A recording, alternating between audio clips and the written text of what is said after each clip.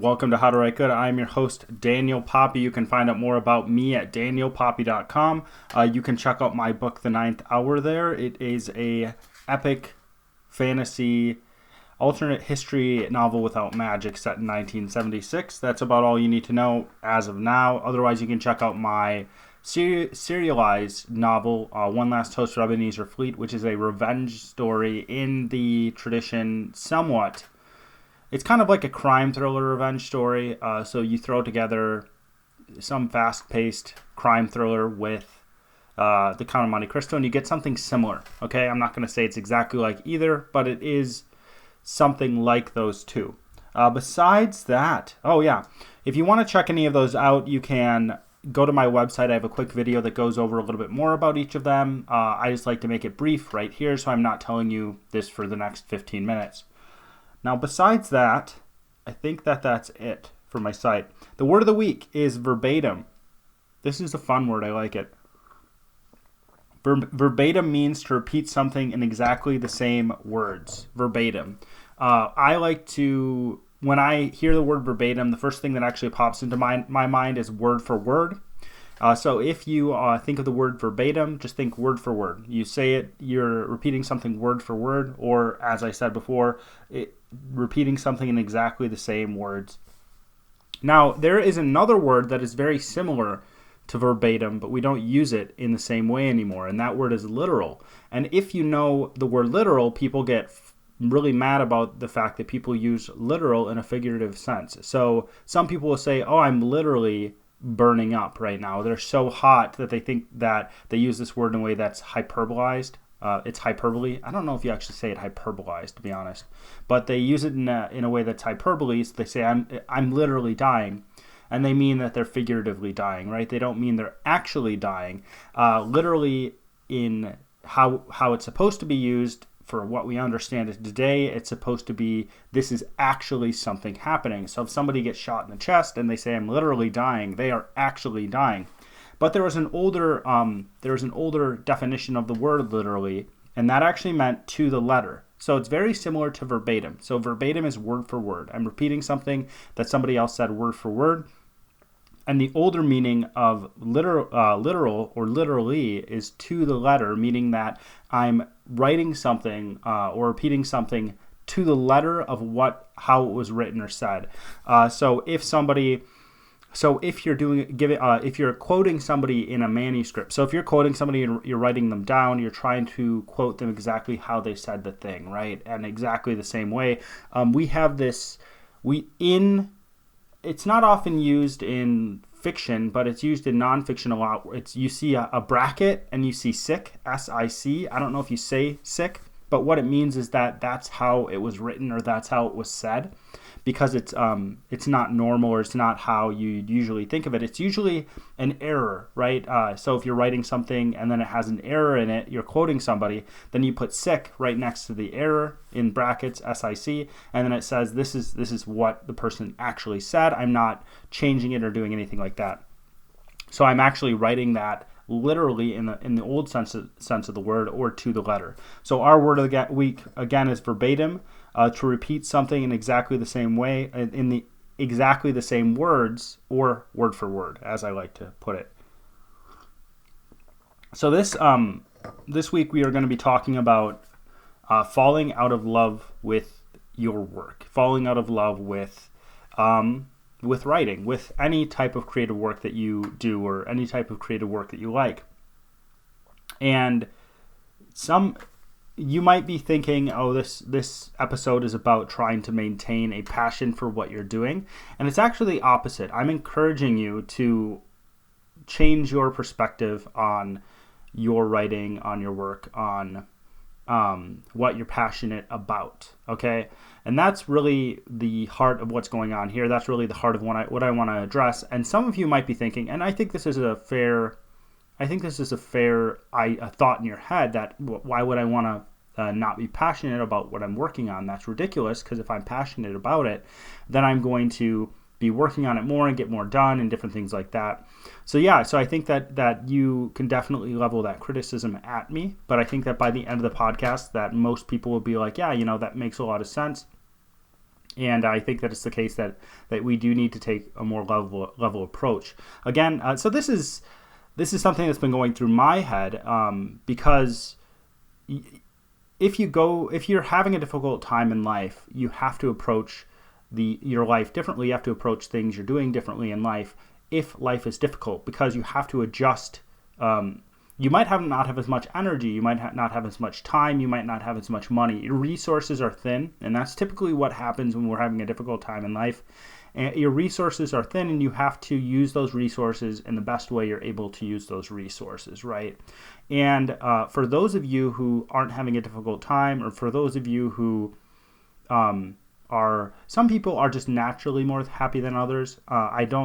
I don't know how you can be a writer and do that, but go for it. If you're just a happier person, if you're just lighthearted, and that's just kind of how you function, I guess why change that about yourself? But it just doesn't seem to fit well with writing. You definitely don't have to make yourself sad or anything like that, but it just doesn't seem to make sense with developing a habit of writing. But I never know. I'm not everybody in the world, and I'm not God, so I don't know everything.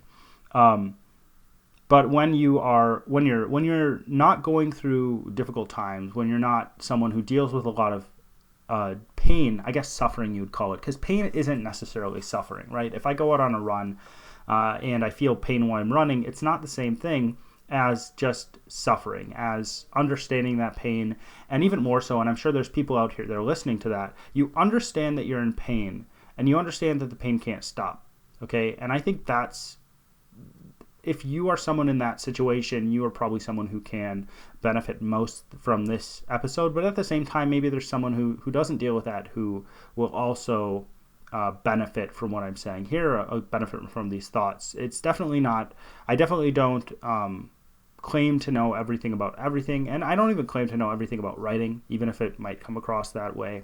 But I think that just trying to address life and trying to address issues and trying to address writing in the most truthful way possible, right? Trying to tell the truth and from what I'm seeing and how everything is working. And it's tough sometimes, you have biases, and sometimes it's hard to, especially when you get annoyed at something. This isn't something I get annoyed at. This is something I'm earnestly trying to answer, trying to understand.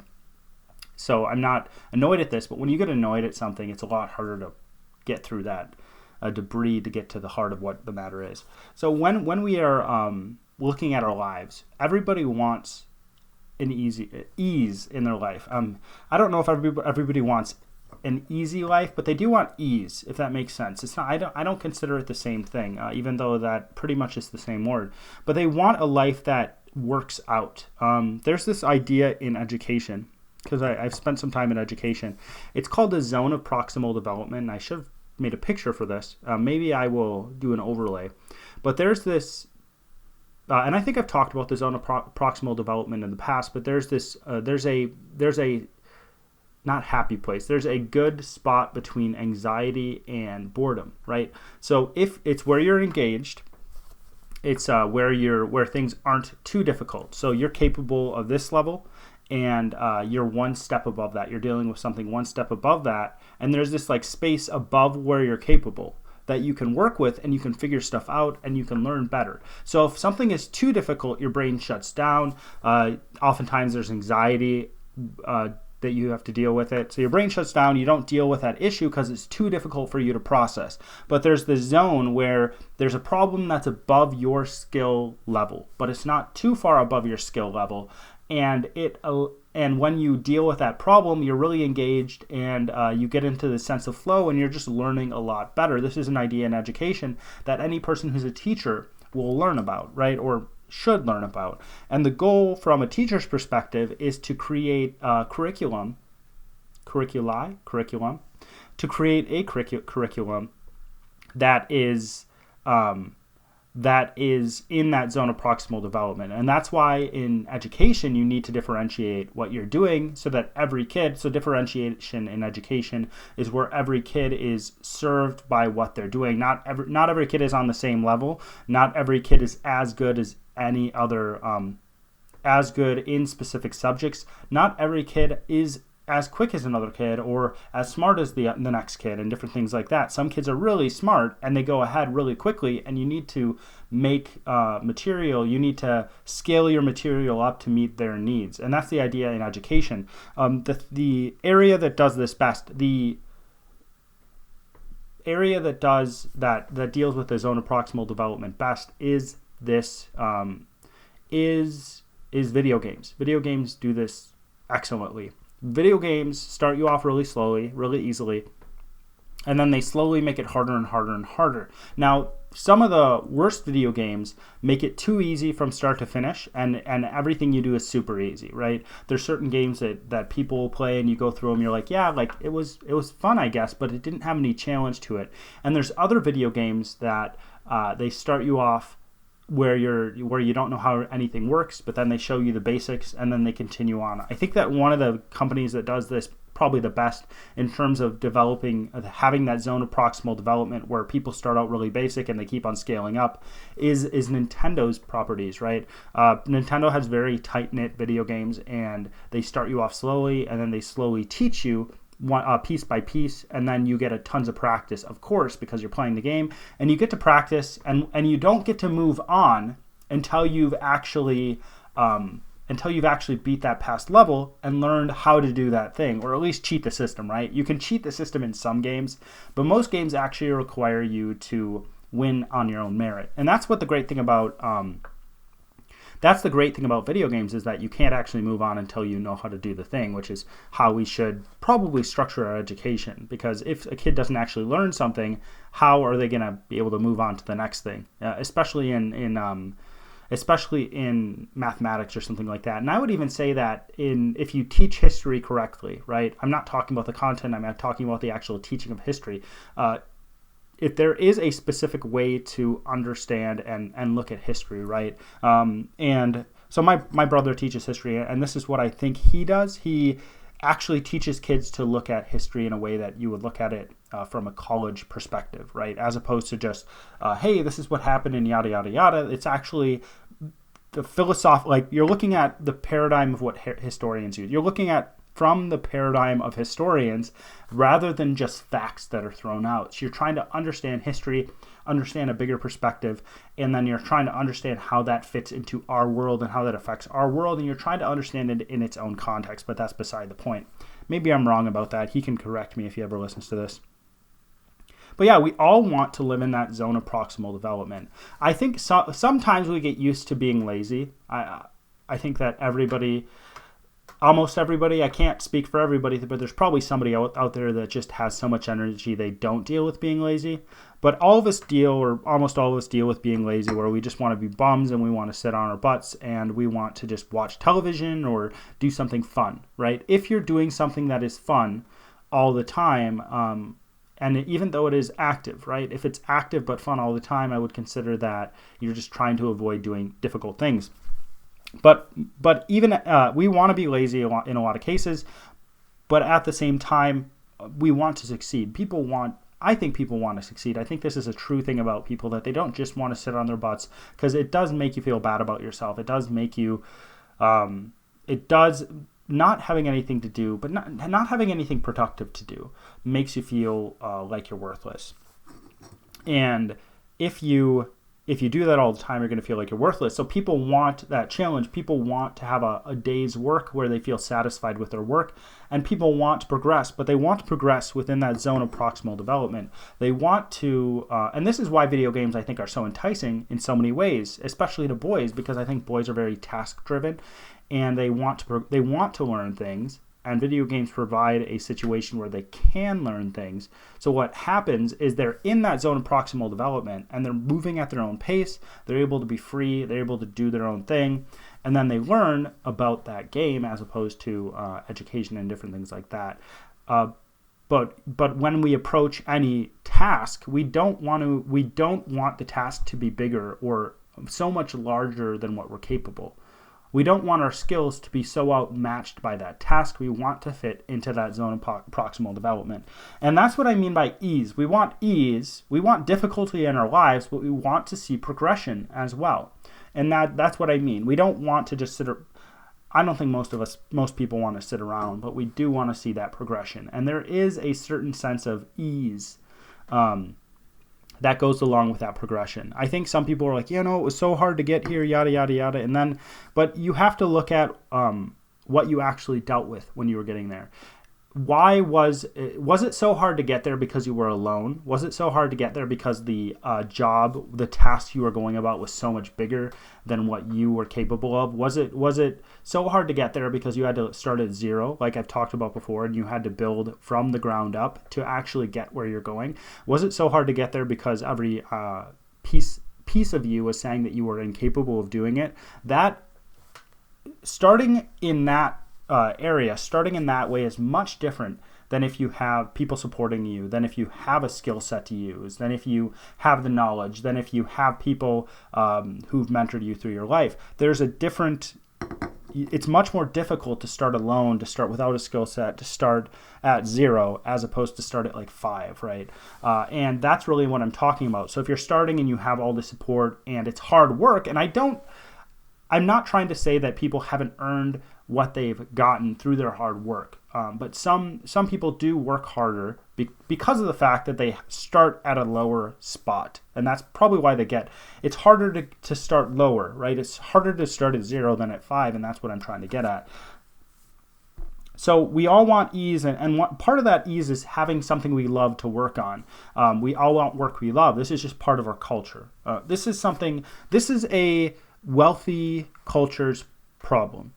This is a wealthy culture's problem. And this is, in the past, people did not have as many choices to make about what they were going to do with their lives.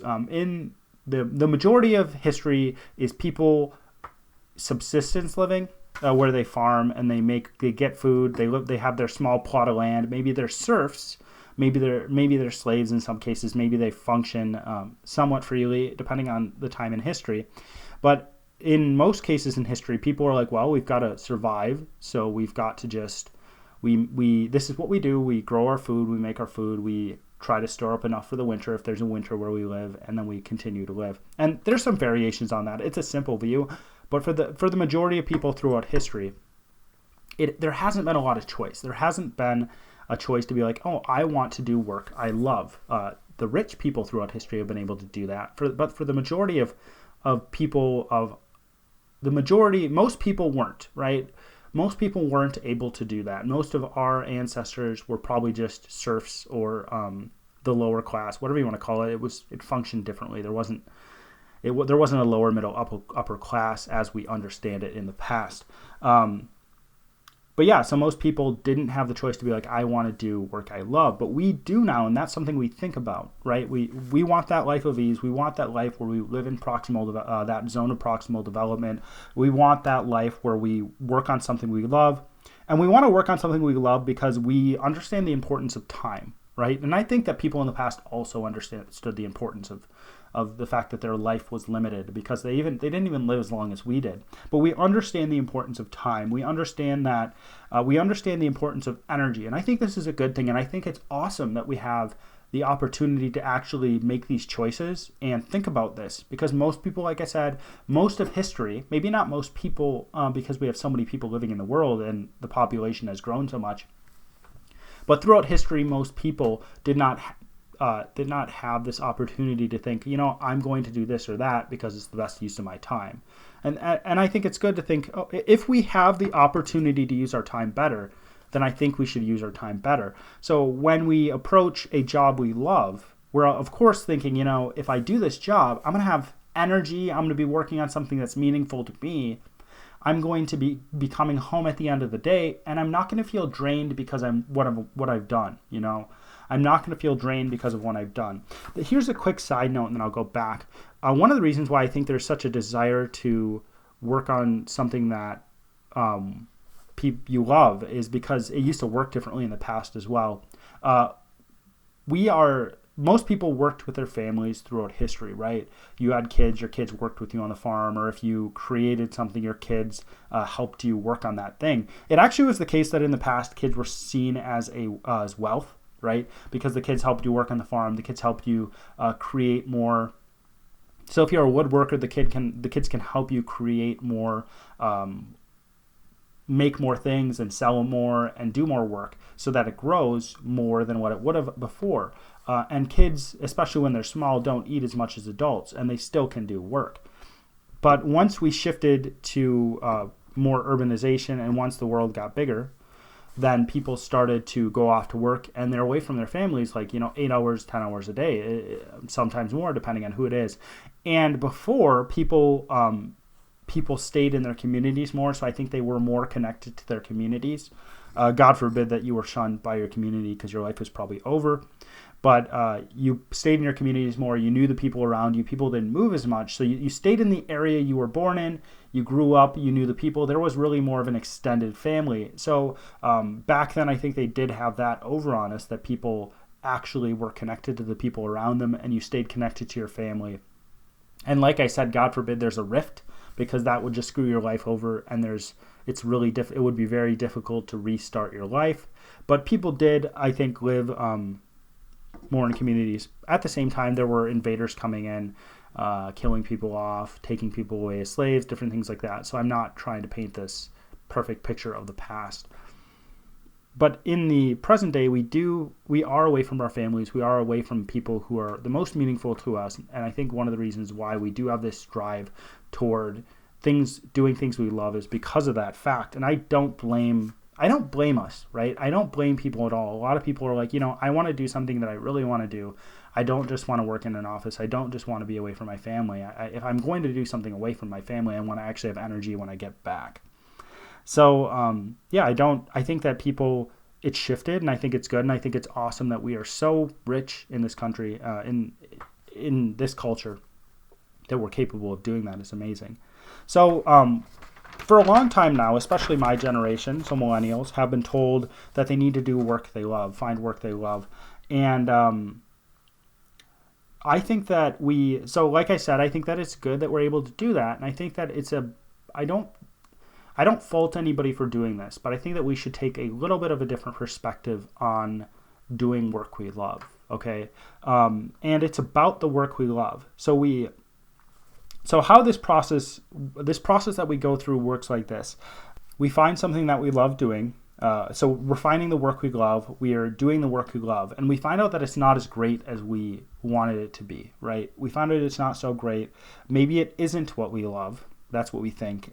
Or maybe we love it, but it's hard. So we think we're doing something wrong. Or we have this attitude that if we don't feel good about the work we do, we won't do it. Even though it is work we prefer, or work that in the past we've idealized the work, and we're like, that's really what I want to do. Or we man, I have a note here that I can't even read. Or we have this understanding that the work we're doing has to be perfect.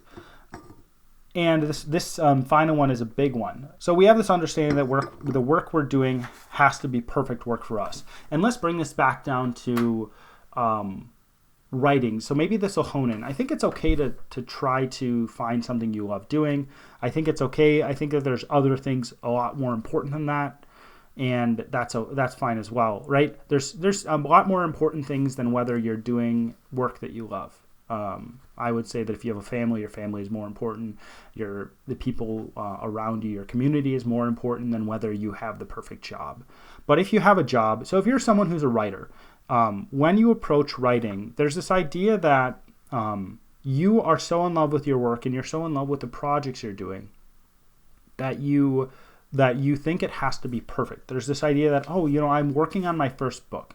And my first book, this has to be the next big thing, right? This book, I'm going to write this book, and it's going to be the best book in the world, and it's going to change the world. There's going to be millions of people reading it. It's going to be translated into seven different languages. I'm going to do the whole J.K. Rowling thing. I'm going to be the next billionaire author. Good luck, first of all. But I'm going to be the next billionaire author, and this especially goes out to younger people who are writing. When you're writing, it's unlikely that you're going to be the next billionaire author. It's unlikely that you're not going to be the next really big author. That author you see on all the shelves. There's the book buzz. You're in Oprah's book club. You're book is picked for Oprah's book club. The majority of authors don't live that life. The majority of authors don't actually make that money, much money off of what they are writing. Most authors, right, even if they're published through traditional publishing, most authors are not living off of their work. They have a separate job. That's actually been the case through most of history, actually. Most authors are not living off of what they've written. So I think that's what somebody should be aware of. So people have this idea that they're going to work unbelievably hard on this first book. I'm going to put a decade of my life. I think that's an over-exaggeration. I don't think people put a decade of their life into their first book, but I certainly put 5 into mine, right? And should I have put 5 into mine? I don't know. I think that maybe to get the book where it was supposed to go, where I wanted it to go, to make it what I wanted it to be, maybe I had to. I'm not sure. I'm not living in that. I can't inspect that really well, but there's this idea that we have to make this unbelievably perfect book the first time around. And I think that we need to shift our focus. I think that there's this desire in especially younger. I think if you've written a few books, you're probably over this. But if there's this desire in younger authors that their first book there's going to be this big agent that picks it up. There's going to be this big publisher that picks it up. They're going to be world famous in a year. There's this idea. And I think that we should shift our idea. And I talked about this a couple podcasts back. We're not seeking perfection. We're not seeking to be the next huge author in the world. We're not even seeking to make a perfect book. We're trying to make the best book we're able to. We should shift our focus not to thinking that what we're making is the best thing in the world. And that's what I'm trying to say. We should be more humble. We should be like, hey, I want to be a writer. Maybe I'm not the best writer in the world, but I want to grow toward that. And maybe in 30 years, I'm going to be the best writer in the world. Because there's a lot of writers in the world. There's a lot of people in the writing world, right? There's a lot of people writing. There's certainly people better than me. I've read people better than me. I've read people better than me in the last 6 months. Sometimes I read people who are so good at writing that I'm just like, man, I should probably quit. But so you have to have some humbleness and approach it in a different way. Instead of thinking that this first book is going to blast you to stardom, which I don't think is the purpose of being a writer anyways, I think that you should think in the way that Scott Adams thinks. Now, some people might not like Scott Adams because he's kind of gotten into the political sphere, but Scott Adams has a very good perspective on work from what I've seen so far. So Scott Adams says that you should build systems. So Scott Adams is the guy who created the Dilbert comics. I think he's an interesting person, but he has this idea that instead of trying to go toward goals, you create systems that will eventually result in success. So for him, he started writing and blogging because it was going to teach him different things about blogging and making a platform online and different things like that. So for you, it might be the case that you want to get into sales to learn how to sell a book. Now, sales are one of my least favorite thing in the world, but maybe it's the case that you're like, I'm going to go and I'm going to get a job in sales because it's going to, or maybe you're going to get a job in marketing, or maybe you're going to go to school for marketing, or maybe you're just going to make reading about marketing and practicing it part of your daily living, right? So that's from the selling perspective. I always push this idea that if you're going to be a writer, even if you're going with a regular, even if you're publishing with a publisher, you should definitely learn about marketing and business by yourself, because the publisher is only going to carry so much of that load. And I've gone through that in the past. You might only have your book out on the shelf 6 weeks. So you should try to push that, and you should try to learn about that. Create a system where you're learning about that so that when you get to the point of actually publishing your book, you can push it out there. This is something that I've actually learned after my books and stuff have been published out in the world. But it's okay, even if you have 5 books and you haven't learned this, it's good to learn that. But in terms of writing, right, if you think of it as a system rather than a goal. So if your goal is to be a huge author, if your goal is to live off of your writing, first of all, when you write your first book and it doesn't make that much money because you're an inexperienced author and you're an unknown, because that's what most of us are, right?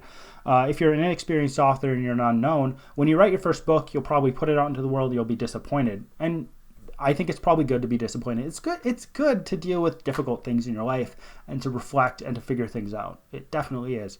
I think it makes you a better author as well. But instead of doing that, maybe approach it from this perspective of, I'm writing a book and I'm going through the process of writing. I'm going through the process of brainstorming, whatever. I'm going through the process of editing, revising, all these different systems. I'm going to create systems for all of these where I learn how to do each of these, and then I learn how to create covers, and then I learn how to publish and format my book, and etc. and so on. I learn how to deal with different people in different areas. Maybe I learn how to deal with a graphic designer. I learn how to deal with an editor, etc. And because I'm learning all these things, I'm gonna publish a book, and then I'm gonna publish another one, and maybe 5 books down the line, I'm gonna have this system in place where I'm just really, really good at it. And because I have that system in place where I'm really good at it, I can continue to develop it, and I can continue to get better. Just the act of writing a book is going to help you figure out a lot about your own writing style and what you want to change. Like I said, I'm always a fan of being indulgent with your first draft, and I'm always a fan of being extremely critical in the edit, because you're never going to get the first draft done if you're too critical, and your book is going to be have flaws if you're not critical in the edit. But at the same time, even in the edit, maybe it is the case that you don't publish that first book, right? Maybe it's the case that you write the first book, you go through the process, you put it aside, you write the second book, you go through the process, you get a little bit farther in the process, you write the third book, you finally get it to a place where you are publishing the book. You're creating a system that allows you to learn, that allows you to grow, that allows you to be successful in the future. It's a long game. It's not a game. It's not something that's going to happen overnight. And that's kind of what I'm thinking. So instead of viewing this first book you're writing as this next big thing, maybe view it as a step in the process. And that's what I mean about falling out of love with what you're creating. We get so obsessed, and I'm part of this too. One of the reasons why I'm writing is because I love writing, and one of the reasons why I'm writing stories is because I love stories, and one of the reasons why I'm writing the stories that I'm writing is because I don't see any other story doing it, and I want to see it happen. So I'm writing it, and I wish I could read it from a reader's perspective. I wish I could just be a reader who's never run into it, and I wish that could happen. But from a writer's perspective, you are thinking about the story, you get all wrapped up in the story, right? I understand this process. I go through this process as well. You're just going about your daily life, and you're thinking about, how is this going to work? The actual act of creating a story in a way is fantasizing about that story. It's daydreaming up that story. That's how I work, where I'm just drifting through the day, or I'm doing something in the day that doesn't allow doesn't take a lot of my brain power. And what happens is I go through this process, and my mind drifts through what's happening in the story, and I kind of play it out in my mind because that's fun, right? I love it. It's so much fun.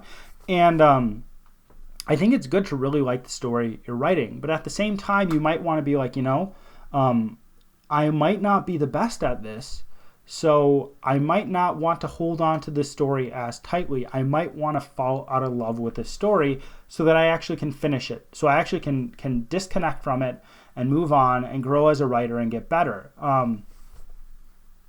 There's a thought I had that was a partial thought, and I don't know exactly what it was, but when you disconnect and you allow yourself to get better, you allow yourself to be better able to succeed.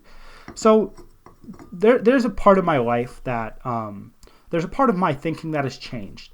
One part of my thinking that has changed is the business side of writing. I really think that you do need to consider being understanding business to be a writer. Even if you, like I said, even if you're going through a regular publisher, I think you do need to understand business. And before in my life, and I've stated this as well, I would just love to sit in a room, and I love to never deal with another person again, or I never deal with another person or that I don't want to deal with, right? I go and see my friends, I hang out with them, I do things that are fun, but I don't have to do the business side of things, which is very person heavy. Business is very person heavy. You do need to interact with people. You do need to like people or grow to like people, whatever. You do need to be generous toward people, in my opinion, from what I'm seeing.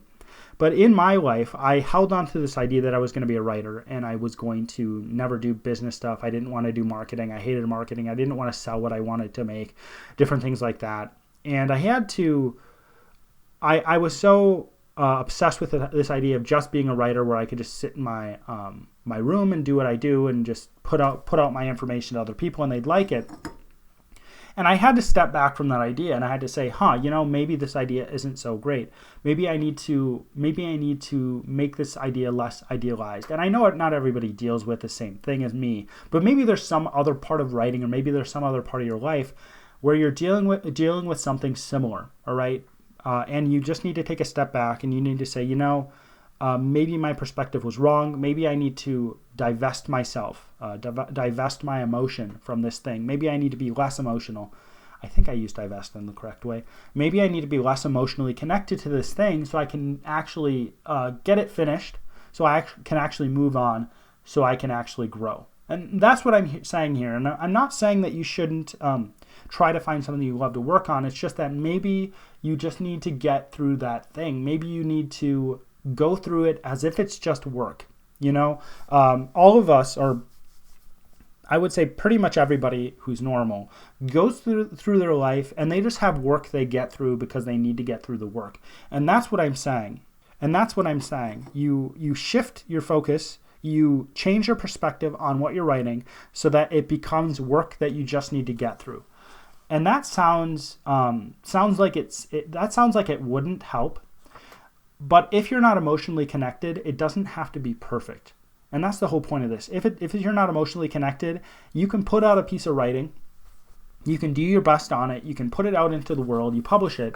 People read it. People say, I really didn't like it. And you can be like, well, people really didn't like that. Why didn't they like that? How can I change? How can I be better? How can I move on? How can I grow? How can I make the next book better? Oh, people didn't like that next book. Let's move on. Let's write a third. Oh, people kind of like that. They said it was all right. Write a fourth. Oh, people they kind of like that. They recommended it to a few of their friends. You write a fifth book, and you've gone through that whole system of creating books. You've gone through that whole system of writing. You've practiced. You've got better. You've changed. You've adapted. You've learned what people like, what people don't like. But at the same time, you've taken risks, and you suddenly strike gold, and people are like, wow, this is really good. I love what you're doing here. Now, not everybody's going to love what you're doing, but when you strike gold, when you get to that point where you're actually, where you've grown so much, then by doing that, you've allowed yourself to not get hurt when people don't like what you do. Because if you write a book and you are in love with that book you're writing and you put it out into the world, you're going to find out that the majority of the world doesn't really care about that book, right? You might be someone who's a lot better than me at writing and putting things out into the world, but you're going to find that most people don't really care. From what I've seen, at least in my own, from what I've seen, people do like checking out your stuff, right? If you write a book and it's a decent book, people will check out, they'll be like, oh yeah, this is pretty good. I like that. But at the same time, if you think about your own perspective. There's certain books you love. There's certain books you just like. Most of us, I think, read some books where we're like, I like that book a lot, but you're not talking about it all the time. You don't revolve around the world of that book. That book is not the biggest thing in your life for the most of us. I know there's some people who are just obsessed with books, and that's just your thing, whatever. But the book isn't your favorite thing in the world. And even if there is a book that is your favorite thing in the world that you're obsessed over, there are other books that aren't your favorite thing in the world. And there might be someone who really, really loves what you do, but the majority of people aren't going to be obsessed with your book and say it's the best thing since sliced bread. And that's the whole thing.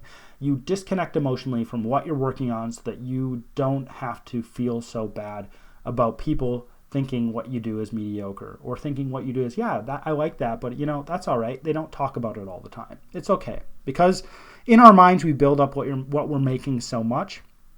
We're like, this is amazing. I love it. I love it so much. I've been working on it so long. It's in our heads so often that we think, why wouldn't somebody else just love it as much as we do? And then we get to the point where they don't. And that's the whole point. So definitely find work you love. Definitely find work that can support you, support your family. It's not the most important thing in the world, but maybe fall out of love with certain pieces of that work. And that's the whole thing.